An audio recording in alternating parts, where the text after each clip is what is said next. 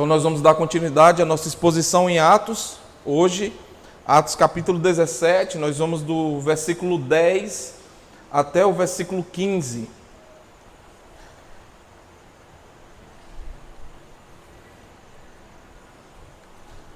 Sentado mesmo como você está, nós vamos ler o texto e em seguida pedir ao Senhor que fale aos nossos corações por meio da sua palavra mais uma vez.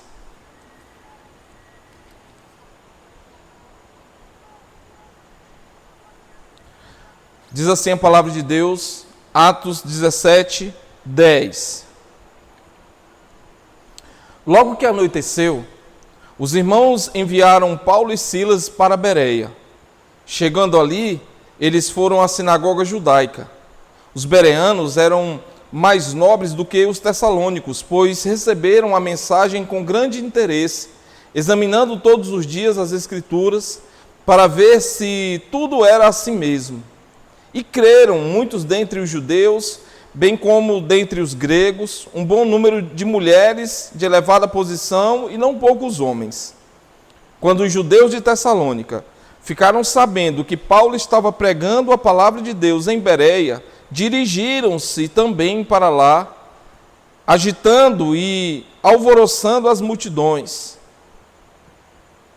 Imediatamente os irmãos enviaram Paulo para o litoral, mas Silas e Timóteo permaneceram em Bereia. Os homens que foram com Paulo o levaram até Atenas, partindo depois com instruções para Silas e Timóteo se juntarem a ele, tão logo que fosse possível. Vamos orar, meus irmãos, mais uma vez. Pai, nós te louvamos pelo privilégio, Deus, que é para nós abrir a tua palavra e podermos ouvir tua voz por meio dela. E o nosso pedido humilde, Deus, é que o Senhor fale aos nossos corações mais uma vez, por meio da tua palavra, Deus. Pedimos que o Senhor desvende os nossos olhos, o nosso entendimento, que os nossos ouvidos estejam bem atentos para ouvir a tua voz nessa noite. Peço que o Senhor tire de nós qualquer distração que tenha o intuito de tirar a nossa atenção, de ouvir tua voz nessa noite. E como nós lemos, ó Deus, lá no início do nosso culto, que o Senhor mesmo, por meio da tua palavra, da ação do teu Espírito em nós, Deus, nos produza um senso muito urgente de praticarmos aquilo que ouvimos, Deus. Não nos permita sermos nessa noite e durante nossa vida, nossa caminhada cristã, tão somente ouvintes da tua palavra, mas praticantes. Então, Deus, fala conosco mais uma vez nessa noite. Fala apesar de mim, Deus, que para a glória do teu próprio nome, eu possa falar, ó Deus, aquilo, o teu recado nessa noite para a tua igreja, e os meus irmãos possam também ouvir por fé, e todos juntos, ó Deus, todos nós, possamos ser abençoados por meio dela. E nós oramos gratos em nome de Jesus, o nosso Salvador. Amém. Amém. Nós estamos voltando então para a nossa série aqui em Atos, meus queridos. Eu queria trazer à nossa memória um pouco do que nós vimos na nossa última exposição, que foi feita pelo Gustavo, algumas semanas atrás, antes da pausa que nós fizemos. Paulo está na sua segunda viagem missionária e ele está atravessando cidades, como é comum nesse processo das viagens missionárias dele, enfrentando muita oposição durante esse período, né, de evangelização. Ele está suportando ameaças das mais diversas, contra a sua própria vida e também para com aqueles, né, que estão andando com ele. Mas o que nós vemos é que, apesar de toda essa oposição, de toda essa tentativa de calar Paulo, aquilo que Jesus falou lá em Atos 1, versículo 8, de que o evangelho alcançaria, né, pessoas, começando em Jerusalém e indo até os confins da terra, aquilo está acontecendo, o evangelho está se expandindo, o reino de Deus está avançando e Paulo tem cumprido essa missão dada por Deus de ser um missionário, né, da sua palavra, levando a sua palavra até os lugares mais longínquos, né? E aí quando ele chega na Macedônia, ele foi fazer o que ele sempre fez, o que era costume dele. Ele entra na sinagoga, ele prega Cristo a partir das Escrituras, Na última mensagem que o Gustavo pregou, nessa última cidade chamada Tessalônica, a pregação do Evangelho ela gerou muita discórdia, gerou muitos problemas ali para ele, muitas desavenças, né, de cunho religioso, mas também, irmãos, gerou muito tumulto, né, muita reação política ali naquelas pessoas. A pregação se tornou um assunto de tribunal, inclusive, se você está lembrado. Se não, depois você volta aí nos 9 primeiros versículos do capítulo 17, que foi o texto que imediatamente nos antecede.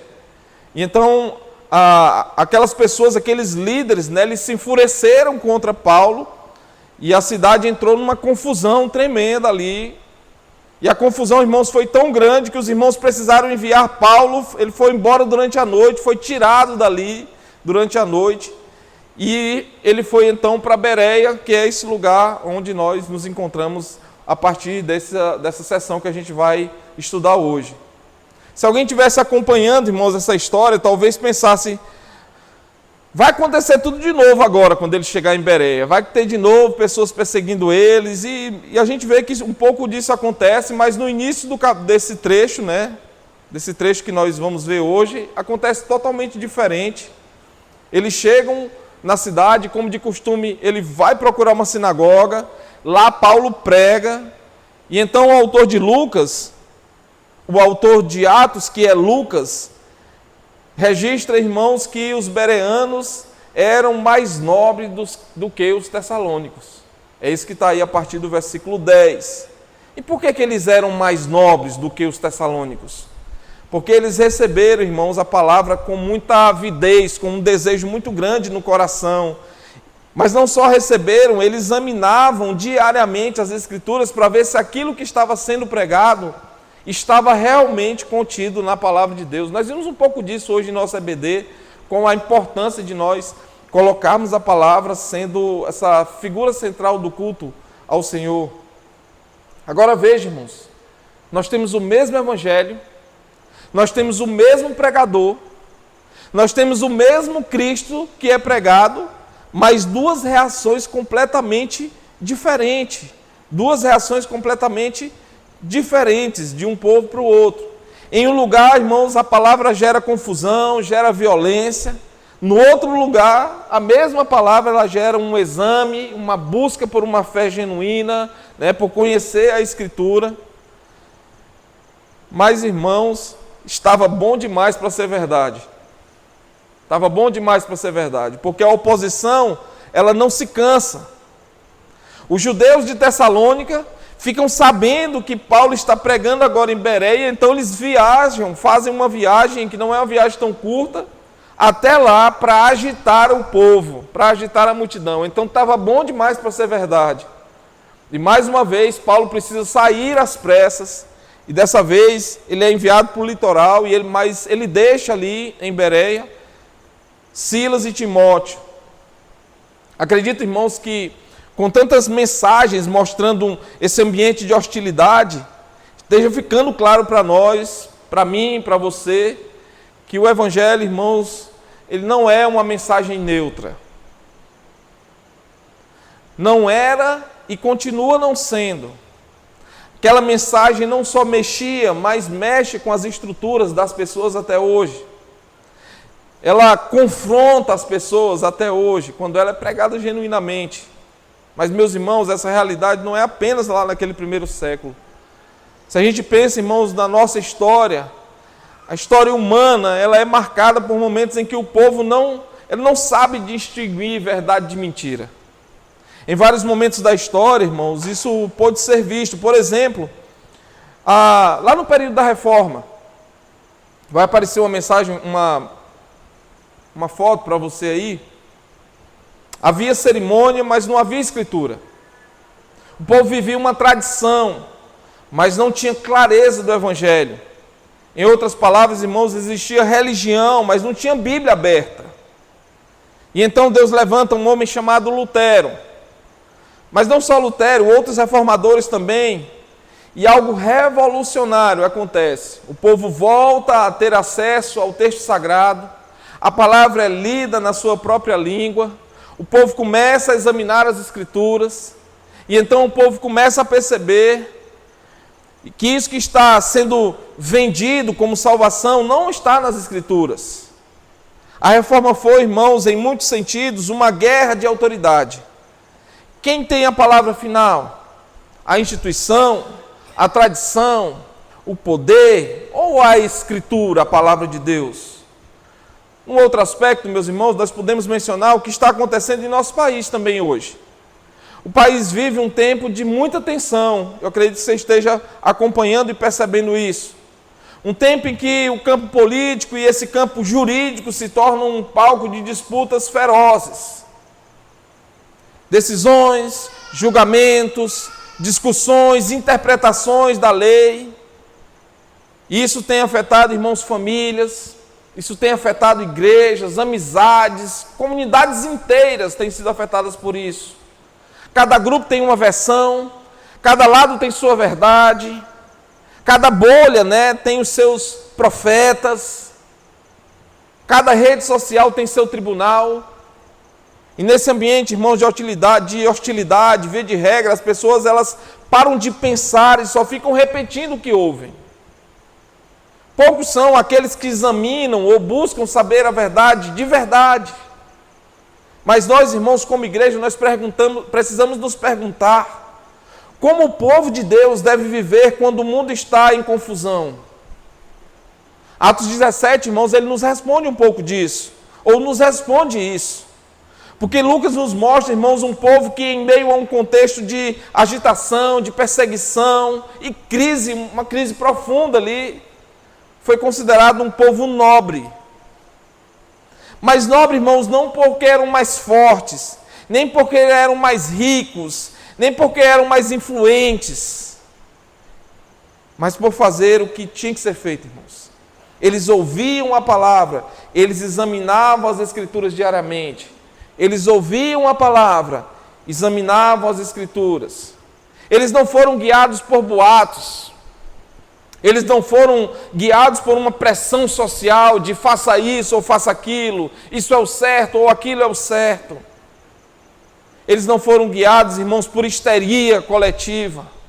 Eles foram guiados pela palavra de Deus. Meus irmãos, acredite, é isso que nós precisamos recuperar. Foi isso que eu falei um pouco hoje de manhã aqui, no nosso tempo de EBD. Nós precisamos recuperar isso, irmãos. A igreja não pode ser arrastada pela multidão. A igreja não é um lugar, irmãos, para narrativas. A igreja precisa ser governada, meus irmãos, pela Escritura. Pense comigo, meus irmãos. Quando você ouve uma mensagem aqui, como a que você está ouvindo hoje à noite, o que é que você faz com o que você ouve? O que é que você faz com a mensagem que você ouve aqui, domingo após domingo? Você logo se esquece? Como nós vimos agora há pouco no texto de Tiago, você logo rejeita, diz eu não quero isso para mim. Ou você confronta ela com a palavra aberta. Irmãos, por isso que a gente grava todo domingo aqui para disponibilizar ela para você ter a oportunidade na semana de ir lá ouvir, abrir a palavra de novo e ouvindo, ali você pausa, ali você vai no texto, você rabisca, você escreve de lado, você tem de repente uma oportunidade que você não tem quando está aqui no culto. Então, irmãos, aproveite essa oportunidade que você tem quando você recebe o áudio ali. Ouve o áudio, irmãos. Divulga o áudio, mas principalmente ouve o áudio. Ontem o Gustavo, ele disponibilizou 3 áudios. A mensagem de 15 dias atrás, a EBD de domingo passado e o culto da noite. De ontem para cá eu já ouvi as 3. Então, meu irmão, ouve, pausa, examina a Escritura, vê se está batendo o que eu estou falando com o que está escrito.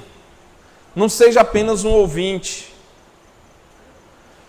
A nossa grande ideia de hoje à noite está aí no seu boletim, meus queridos. Peço que você acompanhe. Diz o seguinte: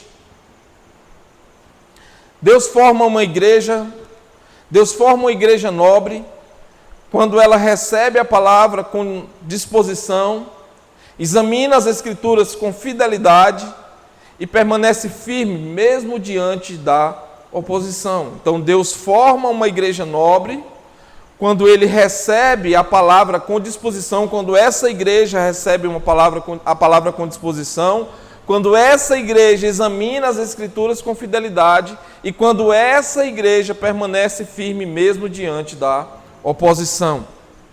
Hoje eu dividi o nosso trecho apenas em dois pedaços, em dois subtítulos.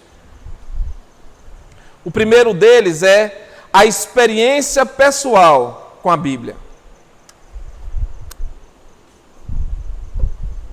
A experiência pessoal com a Bíblia. Vamos reler novamente os versos de 10 a 12. Logo que amanheceu, os irmãos enviaram Paulo e Silas para Bereia. Chegando ali, eles foram à sinagoga judaica. Os bereanos eram mais nobres do que os tessalônicos, pois receberam a mensagem com grande interesse, examinando todos os dias as Escrituras, para ver se tudo era assim mesmo. E creram muitos dentre os judeus, bem como dentre os gregos, um bom número de mulheres de elevada posição e não poucos homens. Você vai à Bíblia? Você vai à Bíblia? É a primeira pergunta que eu queria fazer para você. O texto começa assim: assim que anoiteceu, versículo 10, os irmãos enviaram Paulo e Silas para Bereia. Ao chegarem ali, o que eles fazem? Foram à sinagoga judaica. Meus irmãos, reparem o clima do texto. Paulo e Silas, eles não estão vivendo uma fase tranquila da vida. Eles estão fugindo. Eles foram expulsos de Tessalônica. Eles tiveram que sair fugidos na madrugada. Foram perseguidos. Saíram assim que anoiteceu, é o que o texto diz. Isso não foi, irmãos, um passeio missionário. Eles não estavam uma viagem a passeio, não era férias. Foi uma retirada, irmãos, estratégica, necessária. Mas o que acontece no próximo passo? O que eles fazem quando chegam em Bereia? O texto diz, irmãos, que eles foram direto para a sinagoga. E por que isso é importante para nós, irmãos? Porque isso mostra que, para Paulo, a palavra de Deus era prioridade na vida dele. A missão era prioridade para ele. A pregação era uma prioridade para ele. Paulo busca, irmãos, na situação difícil, uma oportunidade. Sim, irmãos, ele estava fugindo, mas também ele estava correndo para cumprir o seu propósito missionário. Então Lucas, que é o autor aqui de Atos, ele descreve a resposta daquele povo. Ainda no versículo 11, ele diz, os bereanos eram mais nobres, pois receberam a mensagem com grande interesse. A expressão aqui, irmãos, ela é bem forte para nós. Eles receberam a mensagem com grande interesse. Eles não ouviram com arrogância, eles não ouviram com indiferença, ou como quem está fazendo um favor. Eles ouviram, irmãos, como quem reconhece, isso pode ser a verdade de Deus. Eles tinham disposição, eles tinham fome para ouvir a palavra de Deus. Então eu preciso perguntar, irmãos, de novo, você vai à Bíblia? Eu não estou perguntando, irmão, se você tem a Bíblia em casa. Eu não estou perguntando, irmão, se você acredita que a Bíblia é a palavra de Deus, que ela é inspirada por Deus. Eu não estou perguntando se você concorda com o que está escrito ali e se aquilo é importante para você. A minha pergunta é, você vai à Bíblia? Você corre para a palavra? Você busca ela, irmãos? Busca ouvir ela como se fosse o próprio Deus falando? Porque, meus irmãos, uma coisa é respeitar a Bíblia, outra coisa é ter sede pela Bíblia. Há pessoas, irmãos, que respeitam a Bíblia como quem respeita um objeto sagrado. Elas não falam mal da Bíblia, elas não criticam a Bíblia, elas não blasfemam da Bíblia. Mas também, irmãos, eles não leem a Bíblia, não buscam a Bíblia, não se alimentam dela. São o que nós podemos chamar, irmãos, de pessoas café com leite. Mas os bereanos, irmãos, eles eram diferentes. Eles recebiam a palavra com um interesse genuíno e um forte interesse. Eles eram movidos por esse desejo de conhecer mais da palavra de Deus. Entenda, meu irmão, minha irmã, a vida cristã ela começa com uma disposição de ouvir Deus por meio da sua palavra. A fé nasce quando o coração para de correr atrás de tantas coisas, tantos prazeres. E então a pessoa diz: eu preciso ouvir a voz do meu Deus. Mas o fato, irmãos, é que esse interesse pela palavra não é natural do homem caído. O homem sem Deus, irmãos, ele pode até ter curiosidade. Ele pode gostar da religião. Ele pode se emocionar com a música tocada. Ele pode, o que ele ouve, inspirar um discurso dele. Mas amor, irmãos, real pela palavra, ela é fruto de um coração que Deus desperta. Se alguém ama a Deus, ama também a voz de Deus. E a voz de Deus para nós é a sua palavra. O desejo por Deus, irmãos, é também e automaticamente um desejo pela palavra de Deus. Então não tem como você dizer que ama a Deus se você não ama a palavra de Deus. Se você quer ter Deus na sua vida, mas você não quer ter a palavra de Deus na sua vida. O desejo por Deus é também desejo pela sua palavra. Então quem é habitado pelo Espírito, irmãos, tem fome da Escritura. E a primeira marca dos bereanos é essa: eles foram um povo que correm para ouvir a palavra de Deus. Eles têm um interesse tão profundo que eles vão atrás de confrontar o que ouvem com o que está escrito. Irmãos, a minha palavra, a palavra do Wellington aqui não é infalível. Eu posso errar, eu posso me equivocar nas minhas interpretações. Então, irmãos, você precisa ser um confrontador dessa palavra que você ouve do Wellington com a palavra infalível que está escrita aí, que está na sua mão. Por isso, meu irmão, vá para a palavra de Deus. Algumas aplicações desse primeiro trechinho do primeiro ponto. Uma igreja pode ter muita atividade e ainda assim ser espiritualmente fraca, se ela não tem fome pela palavra de Deus. Atividade, meu irmão, não é maturidade. Momento não é vida. O que sustenta o povo de Deus é a palavra recebida e recebida com interesse. 2. A falta de desejo pela Bíblia não é, em primeiro lugar, um problema de agenda. É um problema de afeto, de desejo. É um problema do coração. Aquilo que nós amamos, meus irmãos, nós priorizamos. Se você amar a palavra de Deus, você vai priorizar a palavra de Deus. Se nós valorizamos alguma coisa, nós buscamos aquela coisa. Nós procuramos o que nos governa.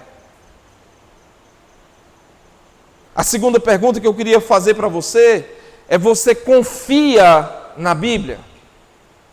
Você confia nela? Porque o texto continua, na parte B do versículo 11, ele diz: e examinavam todos os dias as Escrituras, para ver se tudo era assim mesmo. ênfase, meus irmãos, para todos os dias. Se você tem esse costume de grifar, grife isso na sua Bíblia. Examinavam todos os dias as Escrituras. Os bereanos, irmãos, não estavam apenas ouvindo com interesse, eles examinavam e faziam isso todos os dias. O verbo usado aqui, irmãos, ele carrega essa ideia de uma investigação. Os bereanos investigavam a palavra de Deus. Não é uma leitura rápida.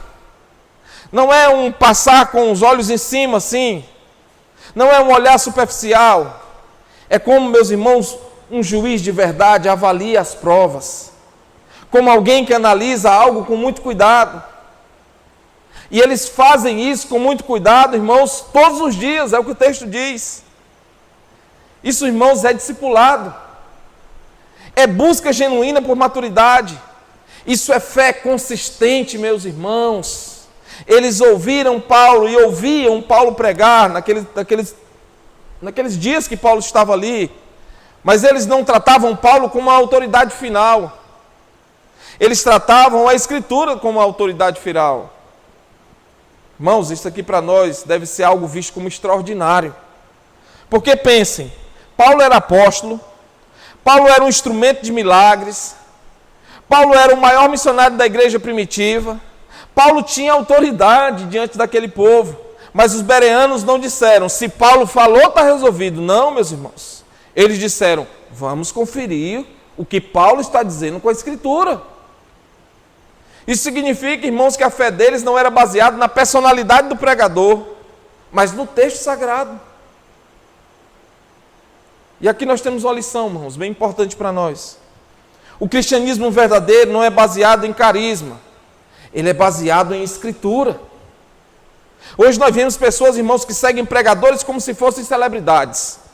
Eles compartilham frases, cortes ali de vídeos dessas pessoas, eles repetem até os bordões que essas pessoas fazem. Mas infelizmente, irmãos, muitos deles nem se preocupam em saber se aquilo que aquela pessoa está dizendo está na Bíblia. Me lembro de aquelas propagandas políticas, os candidatos que fazem aqueles vídeos, né, de propagandas no tempo eleitoral.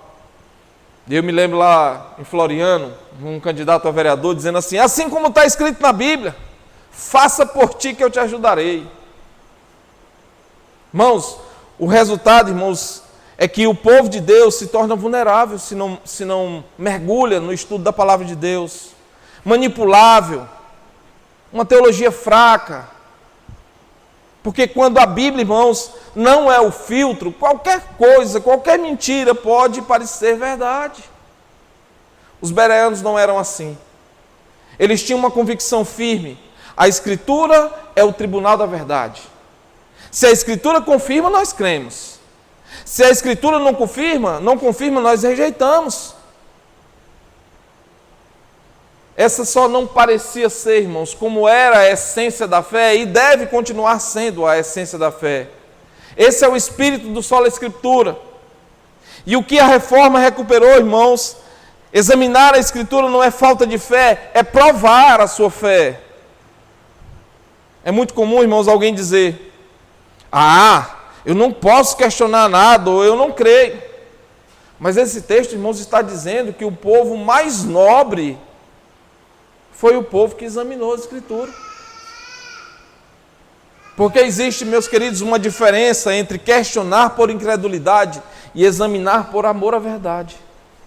O bereano examina não porque ele queria refutar Paulo, mas porque ele queria confirmar na palavra o que Paulo estava dizendo.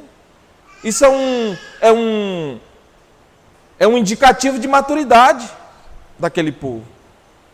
E quando Lucas diz que eles examinavam diariamente, está dizendo, irmãos, que eles fizeram da Escritura uma prática constante. Eles não pegavam na Escritura de domingo em domingo, de EBD em EBD, de culto à noite em culto à noite. Não, irmãos, não era uma fé domingueira, não era uma fé ocasional, daquele tipo, depende do culto, depende de quem for o pregador. Era uma fé, irmãos, que vive a palavra. Era um amor profundo pela Escritura. E eu preciso perguntar para você de novo, irmãos, você ama a palavra de Deus? Algumas aplicações desse segundo pontinho aqui, ou subponto do primeiro ponto, toda pregação, toda ela, meu irmão, inclusive essa de hoje, ela precisa ser testada pela palavra. Porque até pregadores sinceros podem errar, mas a palavra de Deus não erra. Não importa se o pregador é famoso, não importa se ele é bonito, não importa se ele emociona você. Nenhuma das três sou eu aqui. Não sou famoso, nem bonito, nem emociono você. Então vá para a palavra, meu irmão. Porque o que deve nortear o nosso coração está escrito. Isso que o Wellington está dizendo, que o João, que o Pedro, que o Antônio, quem quer que seja, está escrito. Essa deve ser a sua pergunta. Segundo, uma igreja que não examina a Bíblia diariamente está sempre a um passo do engano. Uma igreja que não examina a Bíblia diariamente está sempre a um passo do engano. A igreja não cai, irmãos, de uma vez. Ela cai aos poucos. Ela cai quando ela começa a trocar texto por opinião. Ela cai, irmãos, quando ela começa a trocar a Bíblia por experiência. Ela cai, meu irmão, quando ela começa a trocar o Evangelho por motivação. E o remédio, irmãos, para todos esses erros é voltar para o exame diário das Escrituras. Por isso, meu irmão, faça isso. Faça isso para o seu bem. faça isso para o bem dessa igreja. Faça isso para o bem da expansão do Evangelho. Vá para a Bíblia todos os dias. A terceira pergunta que eu queria fazer desse subponto é: você obedece à Bíblia? Está afunilando, irmãos. Você obedece à Bíblia? Lucas diz no versículo 12: assim muitos deles creram, bem como um bom número de mulheres, de gregos, tanto mulheres de alta posição e não poucos homens.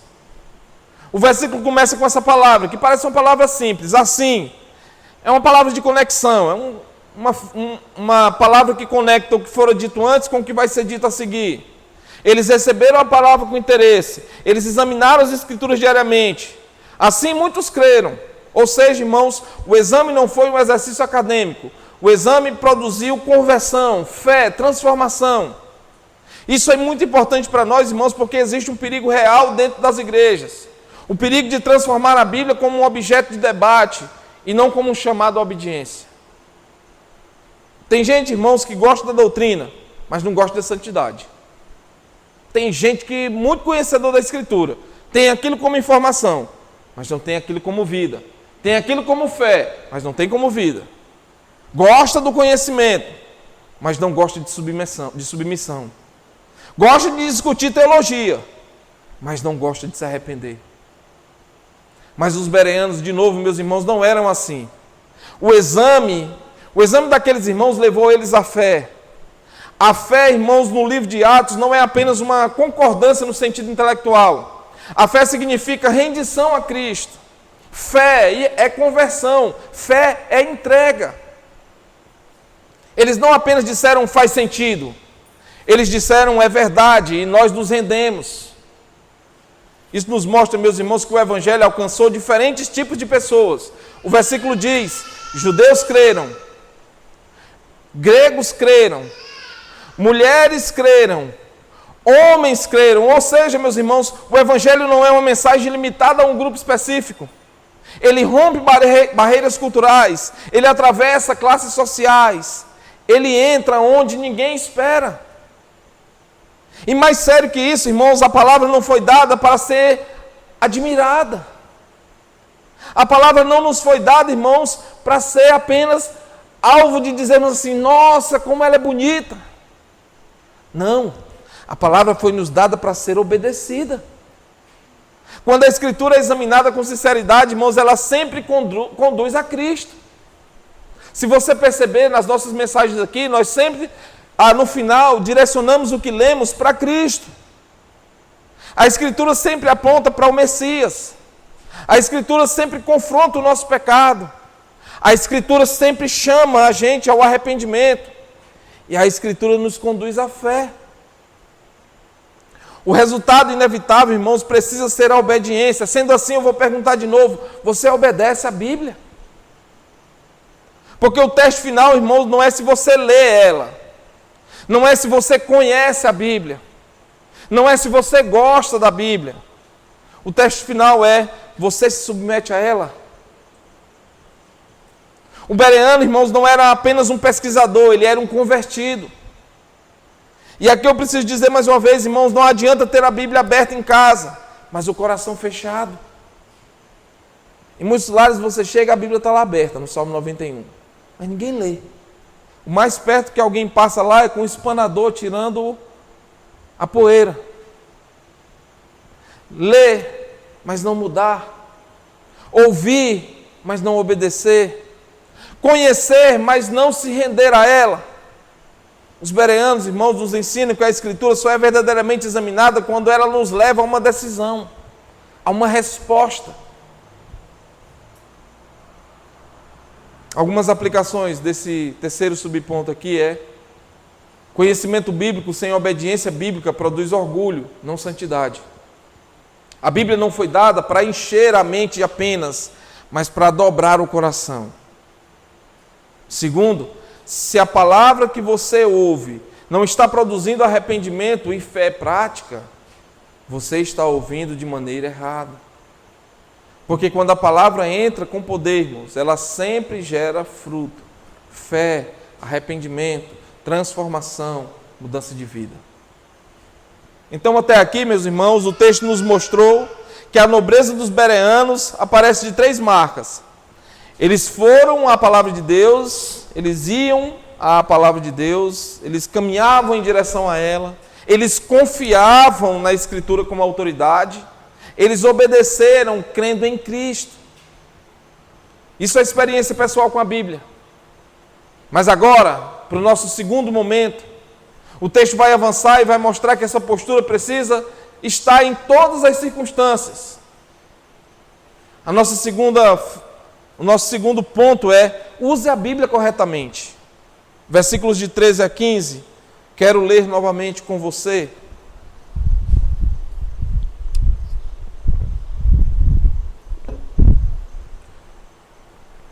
Diz assim a palavra de Deus: quando os judeus de Tessalônica ficaram sabendo que Paulo estava pregando a palavra de Deus em Bereia, dirigiram-se também para lá, agitando e alvoroçando as multidões. Imediatamente os irmãos enviaram Paulo para o litoral, mas Silas e Timóteo permaneceram em Bereia. Os homens que foram com Paulo os levaram até Atenas, partindo depois com instruções para Silas e Timóteo se juntarem a ele tão logo fosse possível. Nós vimos, irmãos, a nobreza dos bereanos, e agora o texto vai nos mostrar que essa nobreza não é provada apenas no momento em que a palavra é recebida com alegria. Porque é fácil, irmãos, amar a Bíblia quando está tudo bem. É fácil amar a Deus quando a nossa vida está tudo no lugar. Mas o difícil é dizer amém, irmãos, quando ninguém está te perseguindo. Mas quando a oposição chega, a fé é testada. Lucas nos diz que aqueles mesmos judeus que haviam causado tumulto em Tessalônica não se contentaram em expulsar Paulo de lá. Eles atravessaram quilômetros e após quilômetros apenas para atrapalhar o avanço do evangelho em Bereia. O texto nos ensina, irmãos, a permanecer, a perseverar, a continuar firmes, apesar da oposição, apesar das dificuldades. De novo, nós vamos pensar em 3 movimentos, e o primeiro dele é: procure-a com disposição de espírito. Procure a palavra com disposição de espírito. O versículo 13 diz: quando os judeus de Tessalônica souberam que Paulo estava pregando a palavra, ele estava pregando a palavra de Deus em Bereia, foram até lá e agitaram e instigaram a multidão. Percebam, meus irmãos, como é que Lucas descreve essa situação para nós. Paulo estava pregando a palavra de Deus em Bereia.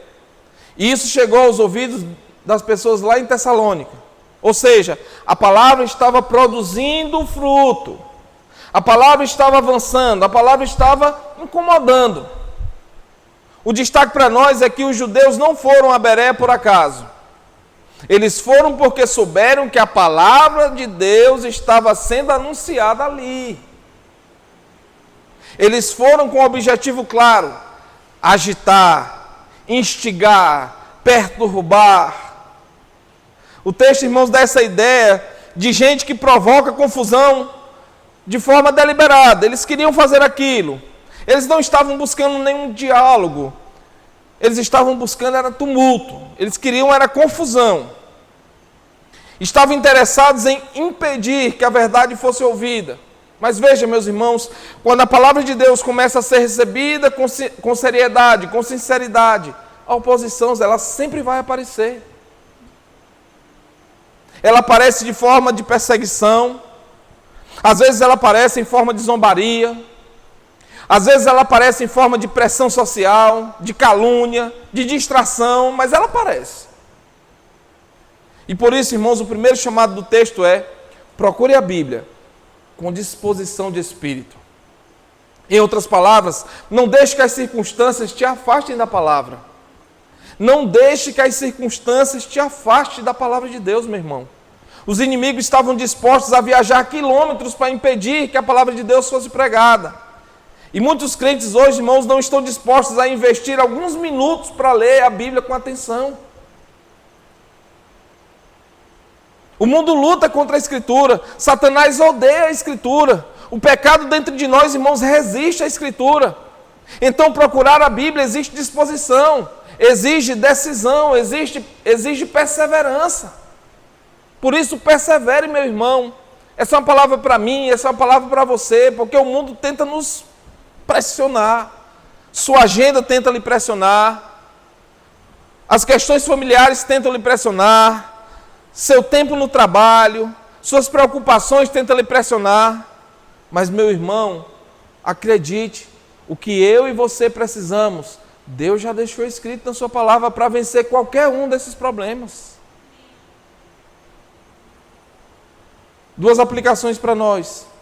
Se você só busca a Bíblia quando está em paz, então você não busca a Bíblia, você usa a Bíblia.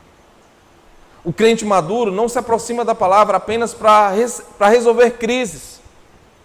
Ele se aproxima porque sabe que ali está a voz do Senhor. 2. O diabo não precisa tirar sua Bíblia de você, basta ele tirar sua disposição. Ele tira sua fome com entretenimento. Ele tira sua atenção com ansiedade. Ele tira sua perseverança com desânimo. Ele tira seu foco com ocupação. E quando você percebe, a Bíblia continua na estante, mas Deus já não está mais sendo ouvido. Segundo, meus irmãos, segundo subponto desse ponto é: creia nela com honestidade de coração. Versículo 14: imediatamente os irmãos enviaram Paulo para o litoral, mas Silas e Timóteo ficaram lá em Bereia. A primeira palavra que eu queria chamar a sua atenção aí é imediatamente. Ou seja, a igreja não brincou com o perigo. A igreja não foi ingênua. Eles entenderam que havia um risco ali, um risco de vida para Paulo. Então eles tomaram a decisão de enviar Paulo para o litoral. E enquanto Paulo sai, Silas e Timóteo permanecem. O trabalho não para. O evangelho não fica dependendo de um homem. A igreja não era, irmãos, a igreja de Paulo. A igreja é uma igreja centrada na palavra. Eu fiquei feliz demais quando eu viajei. E tudo aqui ocorreu bem, até melhor, porque estava lotada a igreja. Nunca mais a igreja lotou depois que eu voltei. Vocês já perceberam isso? Eu digo que o problema só pode ser eu, porque não é possível. O conceito de soberania de Deus, irmãos, e responsabilidade do homem fica evidente naquela igreja, quando eles tiram Paulo de cena. A Bíblia nos ensina fé, mas a Bíblia também nos ensina prudência ao mesmo tempo. Eles creram que a palavra é preciosa, era e é preciosa, e por isso protegeram o mensageiro, protegeram a obra, protegeram a igreja. Infelizmente, meus irmãos, muitas pessoas dizem que creem na Bíblia, mas quando a pressão vem, eles caem fora, eles se dobram àquela pressão. Dizem que creem, mas negociam sua fé. Dizem que creem, mas se calam. Parece que Deus tem um bocado de agente secreto por aí. Já contei para os irmãos que me deparei com situações do tipo: você está conversando com alguém, e aí você está chegando para falar com alguém, você cumprimenta aquela pessoa, dando graça e paz, meu irmão, como é que você está? E uma terceira pessoa está do lado e diz assim: oxe, mas tu é crente? A pessoa trabalha com outra ali, mas a pessoa não sabe que ele é cristão.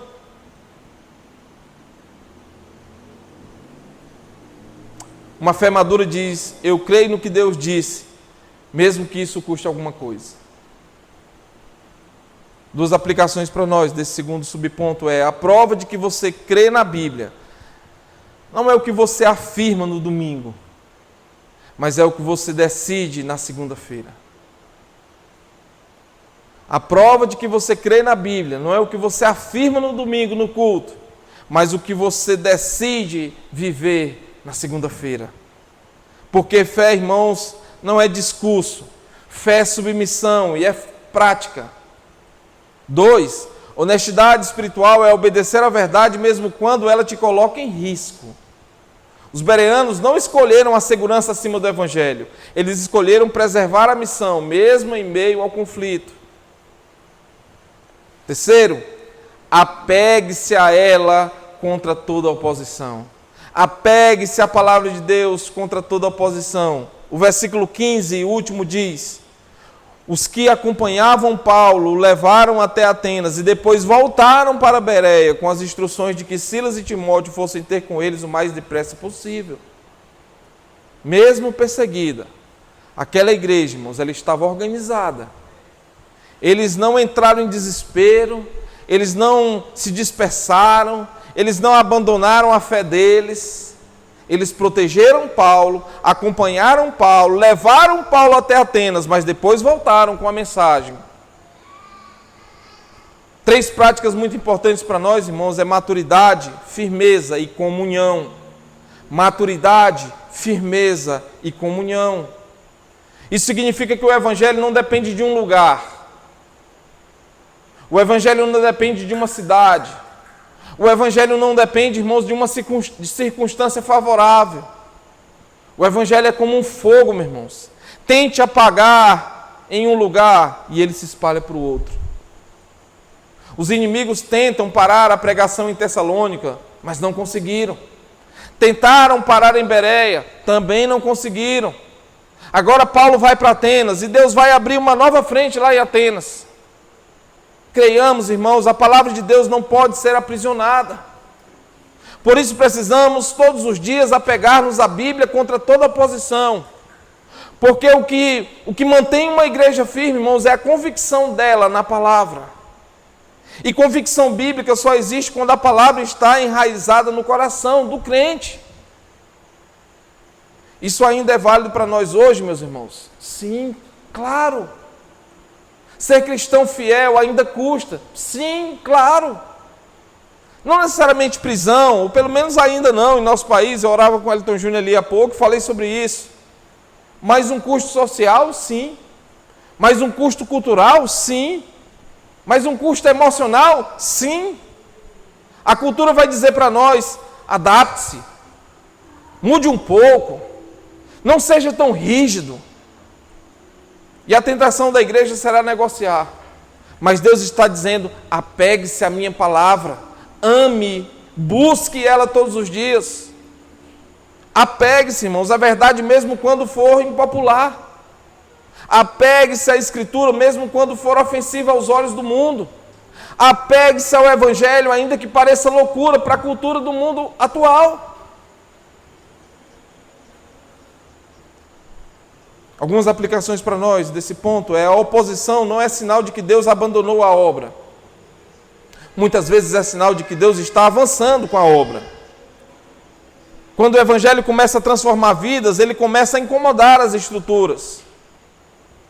2, uma igreja firme não é a que nunca enfrenta perseguição, mas é a que não abandona a palavra quando a perseguição chega. O texto, irmãos, não promete facilidade, mas ele mostra que nós devemos perseverar. Os bereanos, irmãos, perseveraram. Eles permaneceram firmes, eles protegeram a obra. Por isso, usar a Bíblia corretamente é buscá-la com disposição, é crer nela com honestidade, é apegar-se a ela mesmo sob pressão. Mas por que a Bíblia é tão central assim? Porque a Bíblia, irmãos, não é o centro por si mesma. A Bíblia ela é central porque ela revela Cristo. Quem sabe, meus irmãos, olhando para esse texto, nós sejamos tentados a admirar os bereanos como se eles fossem um exemplo bonito de um estudo bíblico. Mas Lucas, meus irmãos, não escreveu isso para nos entreter com história. Lucas escreveu para nos confrontar com uma realidade. Porque o que está em jogo aqui, irmãos, é vida, é salvação, é um povo que está sendo moldado por Deus. Lucas diz que eles eram mais nobres, e a nobreza deles, irmãos, não estava em títulos, não estava em herança, em dinheiro, não estava em posição. Eles receberam a palavra com interesse, eles examinavam diariamente as Escrituras, eles creram, eles permaneceram firmes. Isso nos revela, meus irmãos, que a forma como você trata a palavra de Deus revela o estado do seu coração diante de Deus. Vou repetir isso aqui para você, preste muita atenção. A forma como você trata a palavra de Deus revela o estado do seu coração diante de Deus. Um homem sem Deus não tem fome pela Escritura. Então, vá pensando entre você e o homem sem Deus. Esse homem sem Deus, ele pode até ter curiosidade religiosa, mas ele não tem sede pela voz de Deus. O incrédulo não aceita ser confrontado e governado por Deus. Mas quando Deus opera em alguém, uma das primeiras evidências de que Deus transformou a vida de alguém é como essa pessoa passa a desejar a palavra de Deus. Os bereanos, eles não examinavam as Escrituras por um interesse intelectual. Eles examinavam porque queriam saber aquilo que era verdade. E qual era a mensagem de Paulo? A mensagem de Paulo era Cristo. O Cristo prometido no Velho Testamento. O Cristo rejeitado pelos homens. O Cristo que sofreu, morreu, ressuscitou. O Cristo que é Senhor acima de César. O Cristo que é Senhor acima de Roma. O Cristo que é Senhor acima de poderes religiosos, acima de qualquer autoridade humana. Então, irmãos, era por isso que a perseguição vinha. Porque o Evangelho não era neutro, e não é neutro, e nunca será neutro. O Evangelho confronta, o Evangelho derruba ídolos, o Evangelho expõe o pecado do homem. O Evangelho humilha o orgulho desse homem. Ele destrói a ideia de que alguém pode ser salvo por mérito. Foi isso que Lutero descobriu quando a palavra o esmagou e o libertou ao mesmo tempo. O justo viverá pela fé. E é isso, irmãos, que os bereanos descobriram também. Deus salva pecadores pela graça, por meio de Cristo, conforme as Escrituras dizem. Então eu preciso perguntar para você, irmãos, você se rendeu ao Cristo que a Bíblia anuncia? Você se rendeu ao Cristo que essa Bíblia anuncia? Você pode abrir a Bíblia todos os dias e ainda assim, irmãos, permanecer endurecido. Você pode ter a Bíblia no celular e ainda viver longe de Deus. Você pode frequentar o culto e ainda ser um estranho para Cristo. Mas quando a palavra, irmãos, é entendida, ela é recebida com sinceridade, ela sempre vai conduzir ao arrependimento e fé. Então hoje, irmãos, dois caminhos estão diante de nós. Eu acho que tem uma imagem, se eu não me engano. O caminho da superficialidade, onde a Bíblia é um acesso religioso, um acessório religioso. Ou o caminho da nobreza espiritual, onde a palavra é a voz que governa a nossa vida. Sendo assim, o chamado de Deus para nós é: vá à Bíblia, confie na Bíblia, obedeça a Bíblia, apegue-se à Bíblia. Mesmo se o mundo inteiro tentar derrubar você, ou levar você para longe, se apegue à Bíblia, à palavra de Deus, porque se apegando, você estará se apegando ao próprio Cristo.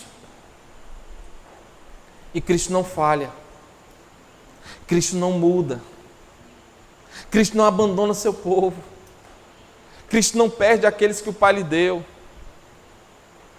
E hoje, irmãos, se você está assim, frio, confuso, fraco, vivendo um cristianismo apenas de aparência, volte ou vá para a palavra. Volte se você se afastou, ou vá se você nunca foi. Mas não volte de qualquer jeito, não. Volte com honestidade, volte com sede, volte com disposição de obedecer. Os bereanos nos ensinam que Deus honra aqueles que tratam sua palavra com temor, com sinceridade e com amor. Que Deus nos faça, irmãos, uma igreja assim. Uma igreja nobre. Uma igreja que investiga a palavra de Deus, mas não uma busca por conhecimento, mas por conhecer mais o Deus da Escritura. Uma igreja que treme diante da Escritura, que ama essa Escritura de verdade. E acima de tudo que se rende a Cristo, o Cristo da Escritura. Amém? Vamos orar? Curva sua cabeça. Pense um pouco sobre o que você ouviu. Reflita sobre sua própria vida. Pense sobre sua condição diante de Deus. Como está a sua busca pela palavra de Deus? Quando é que você tem ido atrás dessa palavra? Você tem ido atrás dessa palavra? Quantas vezes na sua semana, por exemplo, você lê essa palavra? Você se debruça sobre ela? Você examina? Você confronta o que ouviu com o que está lá? Você busca tirar lições? Você traça planos para a sua vida a partir do que você lê lá?